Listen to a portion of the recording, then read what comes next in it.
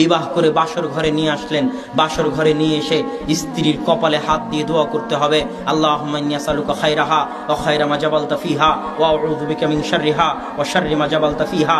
হে আল্লাহ, আমার স্ত্রীর মধ্যে যে কল্যাণ আছে সেই কল্যাণ আমি চাই, আর আমার স্ত্রীর মধ্যে যে অকল্যাণ আছে সে অকল্যাণ থেকে আমি পরিত্রাণ চাই। তারপরে স্বামী স্ত্রী দুইজন মিলে 2 রাকাত সালাত আদায় করতে হবে। 2 রাকাত সালাত আদায় করে আল্লাহর নিকটে এই পরিবারের জন্য রহমত, বরকত এবং শান্তির দোয়া আল্লাহর নিকটে চাইতে হবে। কেননা আল্লাহ রহমত বরকত না দিলে রহমত বরকত সম্ভব নয়, কোনো দিনই সম্ভব নয়।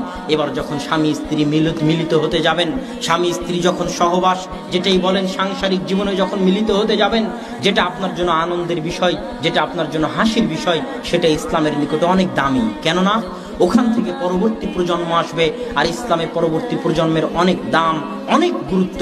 এই জন্য ইসলাম ওখানেও দোয়া শিখিয়ে দিয়েছে, ইসলাম ওখানেও দোয়া শিখিয়ে দিয়েছে, বিসমিল্লাহ আল্লাহুম্মা জান্নিবনা শাইতান ওয়া জান্নিবিশ শাইতানা মা রাযাকতানা।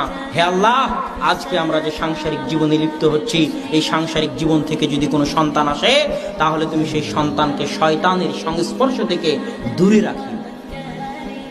কত সুন্দর ইসলামের পরিকল্পনা শুধু একটা সন্তানকে নিয়ে। কেননা ওই সন্তান ইসলামের নিকটে সবচেয়ে দামি, আপনার নিকটে দামি হোক আর না হোক।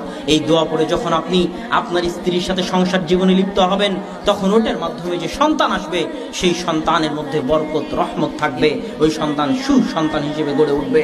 আর এই নিয়মগুলো যদি আপনি রক্ষা না করেন, তাহলে আদর্শ পরিবার গড়ে তুলতে পারবেন না।